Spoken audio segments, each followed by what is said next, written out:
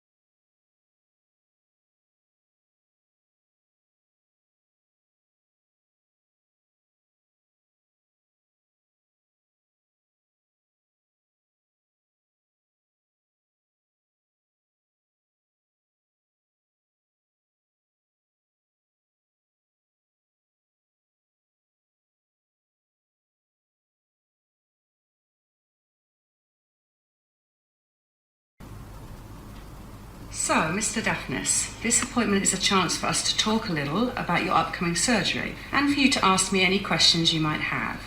Okay, yes. Well, I don't really have any questions about the surgery itself. I feel I understand the procedure quite well from all of my reading, but I do have a concern. I'm actually quite worried about how I'll go with my eczema when I come into hospital.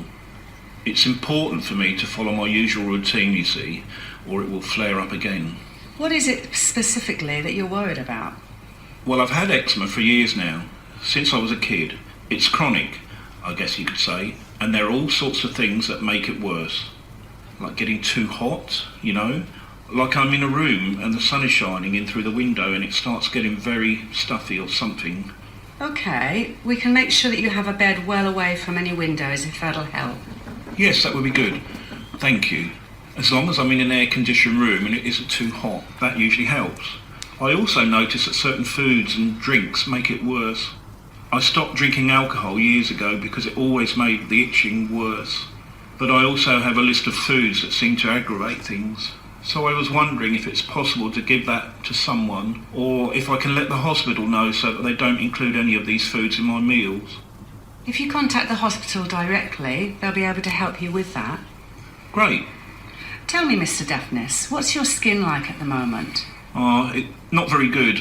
You can see by my face how red it is, and the itching and scratching has been much worse lately. I think because of the stress I'm feeling about the operation. It's also really bad on my back and my legs. When I lie down in bed at night sometimes I can hardly stand it. Do you ever get any sores or weeping? No, my skin is just dry and very itchy. But I'm most worried that because of the operation, any broken areas in the skin will mean I'm at risk of an infection. I'm doing everything I can to prepare properly though. Instead of showers, I've been taking lukewarm baths. And I never use any soap because it leaves my skin extra dry. I know using it removes the natural oil, so I use a soap substitute instead. I'm being really careful about the clothes I wear to be sure that they aren't going to exacerbate the itching. I really don't want to be scratching it at all if I can help it, and I've been using an oily moisturiser nearly every hour. I don't like to use a lot of those steroid creams and things, but I can if you think it'll help. I see a dermatologist sometimes and he said if I don't like using them, I can save them as a last resort. Okay, it sounds like you're doing everything you can to manage the condition, but you do need to try and relax and make sure you're getting plenty of rest. I know that stress is only going to make the condition worse. You're right. I know I'm probably getting worked up over nothing, and everything will be fine. I'm taking an antihistamine at the moment, so that's helped with the scratching, and I'm sleeping a bit better as well.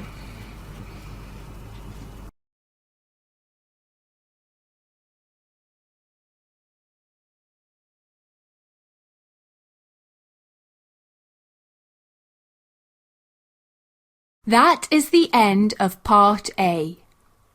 Now look at Part B.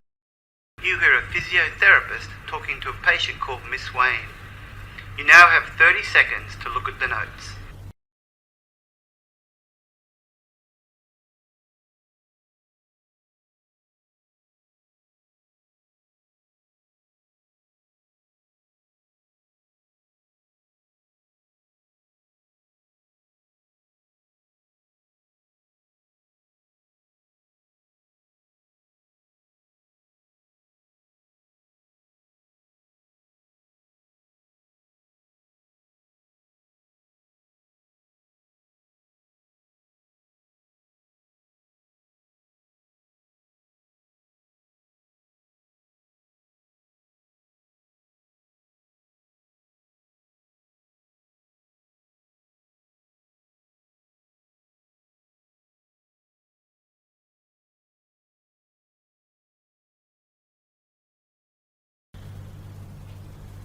So, Ms. Wayne, as this is your first appointment with me, I'd like to ask you a few questions and get to know a little bit about your medical history. It's also a chance for you to ask me any questions you might have. Sure. I understand from your GP that you have arthritis. That's right, yes. It's in my hands and wrists mainly. The finger joints in my hands get really puffed up when they're swollen, like they are now. The pain can get so bad that it stops me doing a lot of very simple things. Things like having a shower or getting dressed. Then there's the trouble I have making breakfast. Anything where I have to grip and move my wrist, like holding the kettle and pouring, or buttering some toast. Well, you get the idea. It's not like I'm an old woman. I'm only 40. I see. Tell me about your work. I used to be a hairdresser, but I had to give it up after my hands started getting really bad. I couldn't just sit around the house and do nothing, though. So now I go to the local primary school where my kids are and help the children with their reading. And just lately, I've started helping out on a telephone helpline for people with disabilities. They have these special hands-free phones, so it means I can do the work without needing to use my hands so much. It's only a volunteer position, but I really feel like I'm doing something worthwhile. Is your mobility affected at all by the arthritis? I do have trouble getting in and out of bed or out of a bath. I also need help getting out of a chair if it's a bit low. I move around the house with the walking aid I have, and when I go out, I tend to use a wheelchair. Our car has also been modified, so at least I'm independent. I can go to the shops or out with friends. I'm guessing you've had physiotherapy treatment before. Yes. In the past, it's mainly consisted of heat treatment, but now I'm really interested in some sort of gentle exercises, if that's at all possible. I also really want to make sure that my hand splints are still helping and not making the condition worse. Sure, I can look at that for you. I've also been to an occupational therapist before. I needed help when things started getting really difficult around the house. I found her very helpful. She had lots of gadgets to help me do things like dressing and cooking, and so many good ideas about how to help with my tiredness without making the pain worse. Okay, we can talk more about some of the techniques you use to help you at our next appointment. What about your medication? I take analgesics for the pain mainly these days. I used to take those, those anti-inflammatory drugs, but the benefits seemed to wear off and they started making me feel sick, so I had to stop taking them. I do sometimes get a steroid injection, but not very often. It works really well at reducing the pain for a few weeks, but it hurts like hell. Dr. Wong has mentioned a steroid tablet I could take, which will work in a similar way, so we might be looking into that soon. And a couple of times a day I have an analgesic cream that I rub into my hands. I don't know if it really works very well though.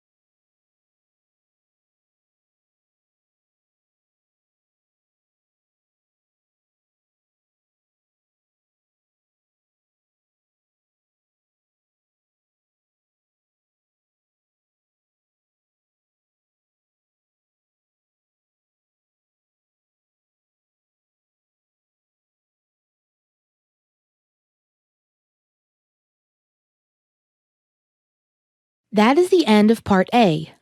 Now look at Part B.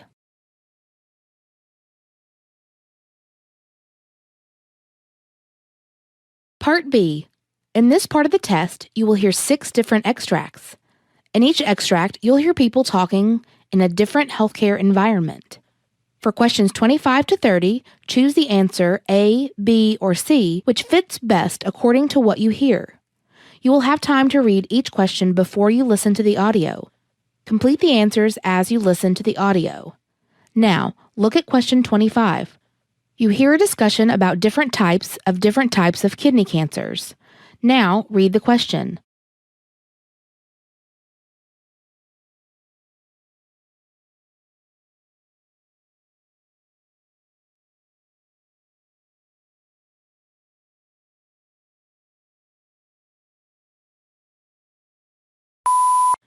Hello, doctor. Can you brief me about different types of kidney cancers? Well, like any other cancer, kidney cancer starts when the normal cells in one or both kidneys mutate and grow aggressively, forming a tumor or mass, which can be benign or malignant. Kidney cancers that have originated elsewhere and metastasized to the kidney are clear cell adenocarcinoma, transitional cell carcinoma from the bladder, renal lymphoma, inverted papilloma carcinosarcoma, teratoma, and carcinoid tumor of the renal pelvis. Renal cell carcinoma is the most common type of kidney cancer that accounts for 80 to 85% of all cases. This develops within the microscopic filtering systems of the kidney, which are the tiny tubes that carry the urine to formation. Transitional cell carcinoma, also known as urothelial carcinoma, usually begins in the area where urine collects before moving to the bladder. Pathologically, this cancer is similar to bladder cancer and is treated like bladder cancer. Kidney sarcoma is a rare form of kidney cancer that is usually treated with surgery and chemotherapy. Sarcomas may be large and usually does not spread. Wilms tumor is a common type of kidney cancer that occurs among children and is treated differently than kidney cancers in adults.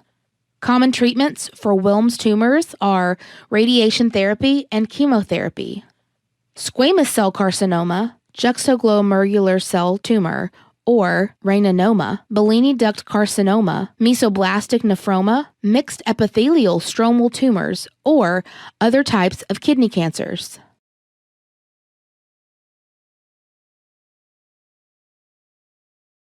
Question 26.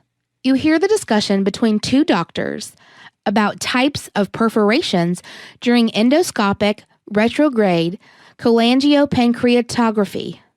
Now, read the question.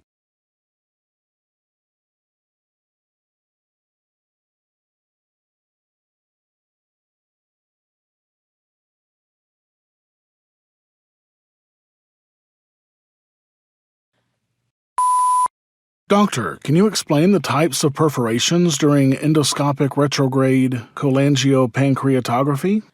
Well, although perforation is an unusual complication of endoscopic retrograde cholangiopancreatography, the diseases of the duodenum and common bile duct can increase the risk of perforation during endoscopic retrograde cholangiopancreatography.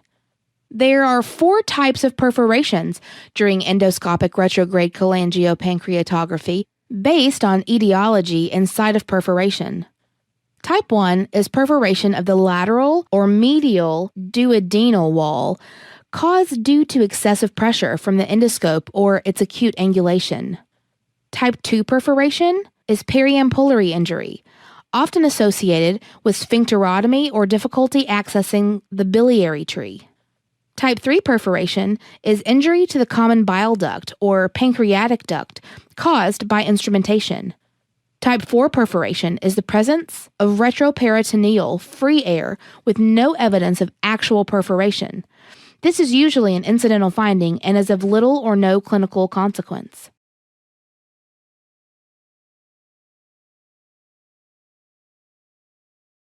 Question 27. You hear a discussion between two doctors about clinical manifestations of alpha-1 antitrypsin deficiency. Now, read the question.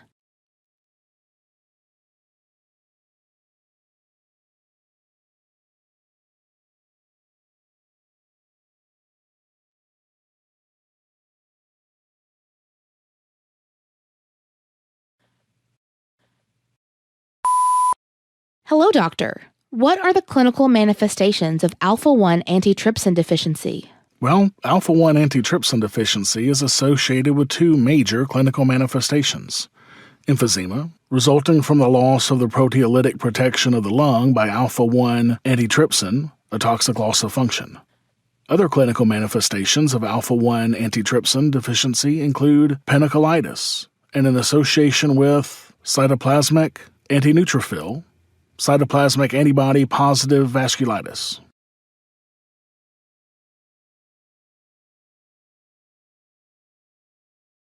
Question 28. You hear a discussion between a doctor and a nurse about autoimmune liver disease. Now read the question.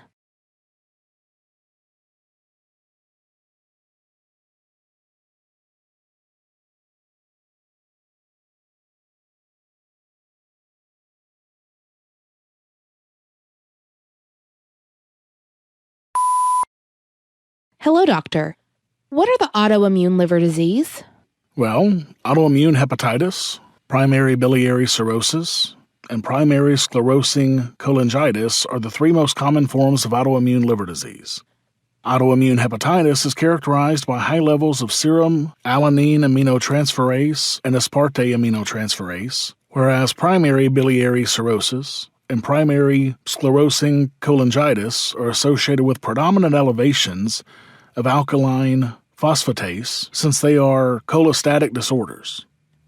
Primary biliary cirrhosis and autoimmune hepatitis are associated with autoantibodies in the serum, such as anti-nuclear antibody, smooth muscle antibody, and anti-mitochondrial antibody. Primary sclerosing cholangitis usually affects the extrahepatic biliary system. Thus, if it is present, abnormalities can be seen on imaging.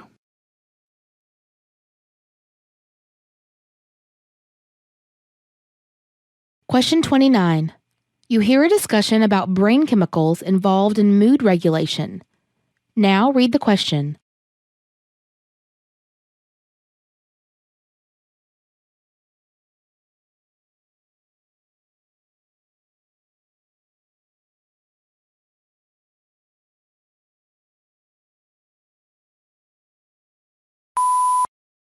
Hello, doctor. What are the brain chemicals involved in mood regulation? Well, basically there are three molecules, chemically known as monoamines, that are involved in mood regulation. Serotonin has been coined the brain's feel-good chemical. Norepinephrine is another neurotransmitter connected with depression and how alert the feelings are.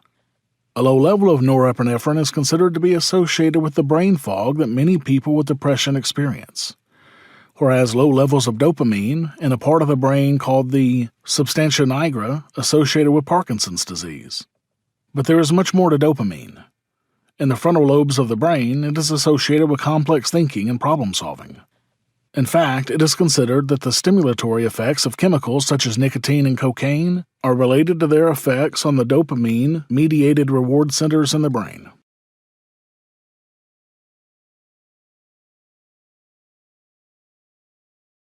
Question 30.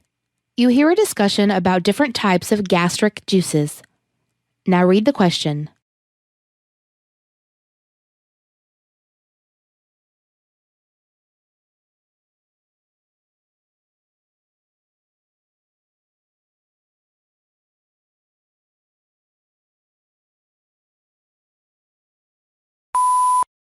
Hello, doctor. What are the different types of gastric juices?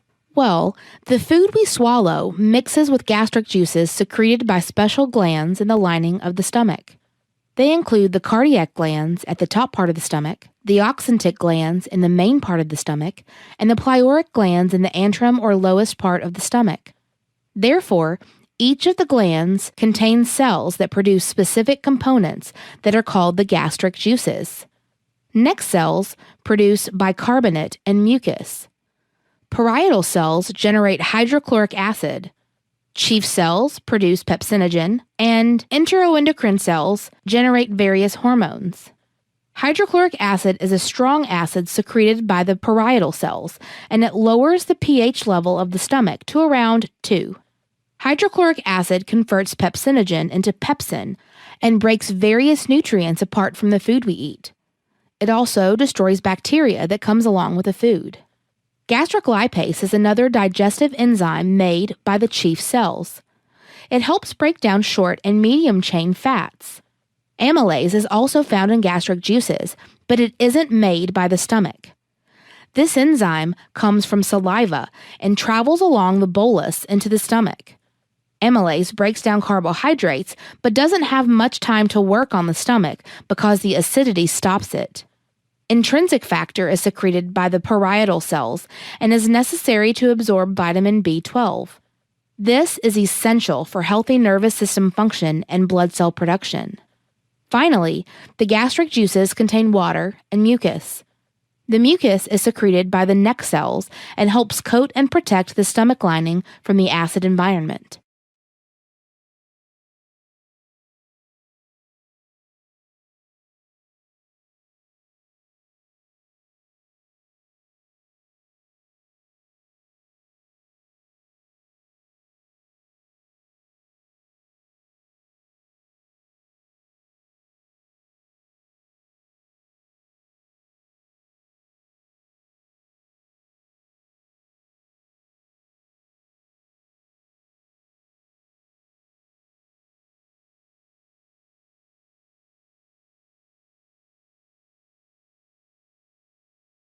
That is the end of Part B. Now look at Part C. Part C. In this part of the test, you'll hear 2 different extracts. In each extract, you'll hear health professionals talking about specific aspects of their work. For questions 31 to 42, choose the answer A, B, or C, which fits best according to what you hear. Complete the answers as you listen to the audio. Now look at Extract 1. Extract 1, questions 31 to 36. You hear the discussion between a senior doctor and junior doctors on differential blood test. You have 90 seconds to read questions 31 to 36.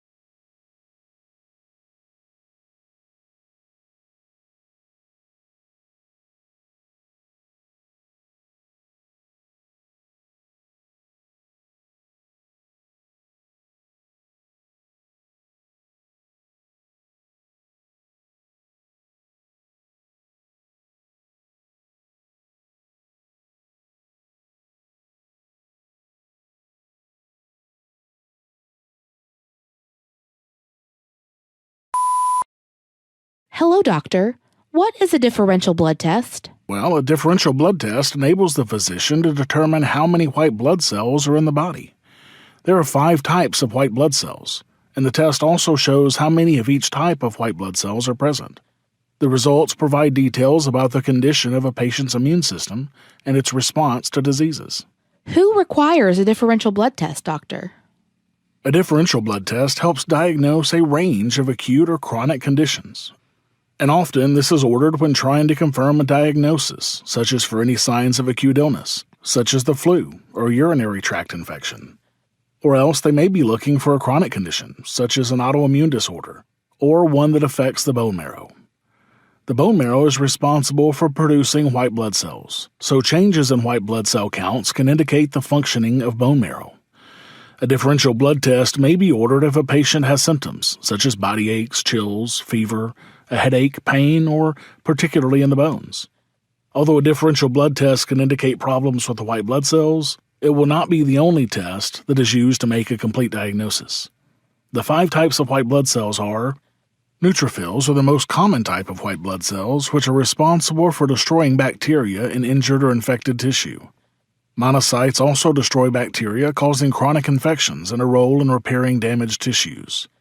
Eosinophils are responsible for treating infections caused by parasites, and they also control the immune system response to allergic reactions. Basophils are the least common type of white blood cell, and their function is yet to be defined. However, they may play a role in allergic reactions. There are 3 types of lymphocytes: B lymphocytes generate antibodies to attack specific viruses, bacteria, and other foreign invaders. T lymphocytes help to identify cells that require an immune response. The third type, called a natural killer cells, destroy cancer cells and viruses. Therefore, each type of white blood cell plays an essential role in the immune system. When a differential blood test result is received, it should also contain a reference range of normal values from the laboratory to evaluate if the white blood cell levels are low, normal, or high. Overall, an increased level of white blood cell count than normal level may indicate the presence of an infection. Typically, normal values for neutrophils are between 2,500 and 6,000 cells. A person with a very low neutrophil count will have fewer than 1,000 cells, a condition called neutropenia. While the results of a differential blood test will give details about all 5 types of white blood cells, a doctor will usually focus on just 1 or 2 types. Depending on the type of cell, high or low levels can indicate different issues, such as a high level of basophil count can indicate certain types of leukemia, including chronic myeloid leukemia. It can also be an indication of severe allergic reactions. Patients with inflammatory disorders, such as rheumatoid arthritis or ulcerative colitis, may also have high basophil counts. Typically, a low basophil count does not indicate a medical condition. However, allergic reactions, stress, steroid use, and hyperthyroidism can result in a basophil count. A high eosinophil count is caused due to an allergic reaction such as asthma, eczema, or a reaction to a medication. Inflammatory disorders such as celiac disease or inflammatory bowel disease can also cause high eosinophil count. Usually, eosinophils are present in such a low quantity that low readings do not tend to indicate any health condition. However, stress or steroid use can also cause a low eosinophil count. A high lymphocyte count can indicate an acute viral infection, such as chickenpox, herpes, or hepatitis. Or else, a lymphocyte count may be high due to a bacterial infection, such as tuberculosis or pertussis, or a condition such as lymphocytic leukemia or lymphoma. A low lymphocyte level can indicate an autoimmune disorder such as lupus or rheumatoid arthritis. The presence of tuberculosis, HIV, hepatitis, or the flu can also cause a lymphocyte count to be low. A high monocyte count is caused due to chronic infections such as tuberculosis or a fungal infection. The presence of a condition such as endocarditis, inflammatory bowel disease, monocytic leukemia, juvenile myelomonocytic leukemia, scleroderma, or rheumatoid arthritis can also cause a count to be high. Most physicians do not consider a single low monocyte count as significant. However, low monocyte results on several tests can indicate hairy cell leukemia or bone marrow damage. A high level of neutrophil count can be an indication of an acute bacterial infection, inflammation, tissue death, stress on the body, or chronic leukemia. The neutrophil count may also become high when the person is in the last trimester of pregnancy. A neutrophil count may be low after an adverse drug reaction or chemotherapy treatments. Illnesses such as myelodysplastic syndrome, autoimmune disorders, bone marrow cancers, and aplastic anemia can also cause low neutrophil counts. A differential blood test is one of the different lab tests that is used to confirm a diagnosis of an infection or illness.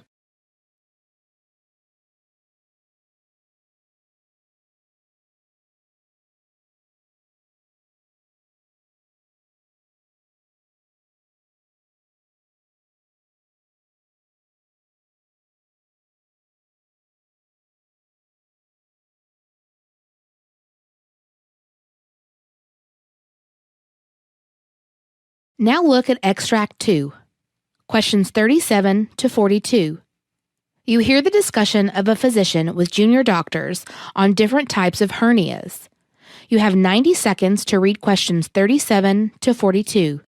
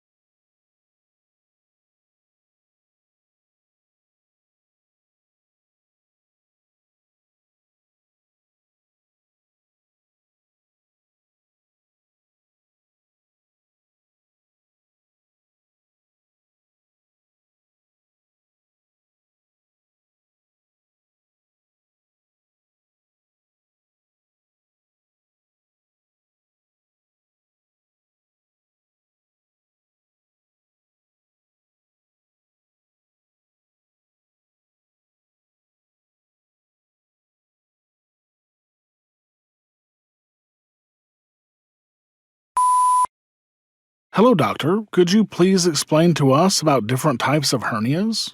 Well, inguinal hernias are located in the lower abdomen just above the leg crease, adjacent or near the pubic region. At times, they can also occur on both sides of the pubic area, which is called bilateral inguinal hernias. Inguinal hernias, along with femoral hernias, make up the two types of groin hernias and can cause pain that extends into the upper thigh or scrotum. Inguinal hernias can be categorized as direct or indirect. An indirect inguinal hernia occurs due to natural weakness in the internal inguinal ring, while a direct inguinal hernia caused due to the weakness in the floor of the inguinal canal and is more likely to develop in men above 40. The floor of the inguinal canal is located just below the internal inguinal ring. When inguinal hernias are repaired using the tension repair technique, recurrence rates may be more than 15%. However, other techniques used for hernia repair, such as tension-free and laparoscopic tension-free, have much lower recurrence rates of just 1%. A sportsman's hernia is a condition of chronic exercise-related suprainguinal groin pain. Generally, it involves a direct inguinal hernia. Femoral hernias, along with inguinal hernias, are groin hernias, which are very common in women but can occur in men as well. A weakness in the lower groin makes the intestinal sac to drop into the femoral canal, a space near the femoral vein that carries blood from the leg. These hernias are highly prone to develop incarceration or strangulation as an early complication. Incisional hernias appears in the abdomen at the site of a previous surgery that can appear weeks, months, or even years after a surgery and can vary in size from small to very large and complex. Umbilical hernias appear near the belly button or navel due to a common weakness from the blood vessels of the umbilical cord. This may occur in infants at or just after birth and may resolve by 3 or 4 years of age. However, in adults, umbilical hernias will not resolve and may progressively worsen over time. Epigastric hernias are more common in men than women. They occur due to a weakness or opening in the muscles or tendons of the upper abdominal wall on a line between the breastbone and the navel or umbilicus. Spigelian hernias, a protrusion of intestine or an empty sac through a weakness between the muscle fibers of the abdominal wall, often on the right-hand side of the abdomen. It becomes impossible to detect because often there is no obvious swelling or lump. It develops between the muscles of the abdominal wall rather than protruding through layers of fat. It often develops in later life of men and women when the abdominal muscles become weaker. Hiatal hernias are slightly different from other types of hernias because they are a weakness or opening in the diaphragm that separates the chest cavity from the abdominal cavity. These hernias cause reflux of acid from the stomach into the esophagus, resulting in heartburn, pain, and erosion of the esophagus.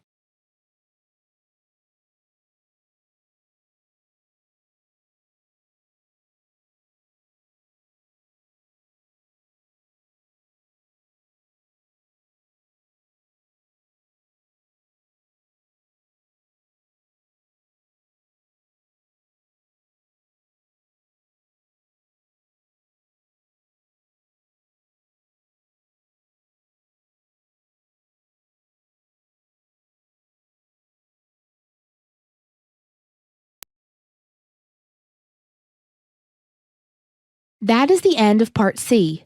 You now have 2 minutes to check your answers.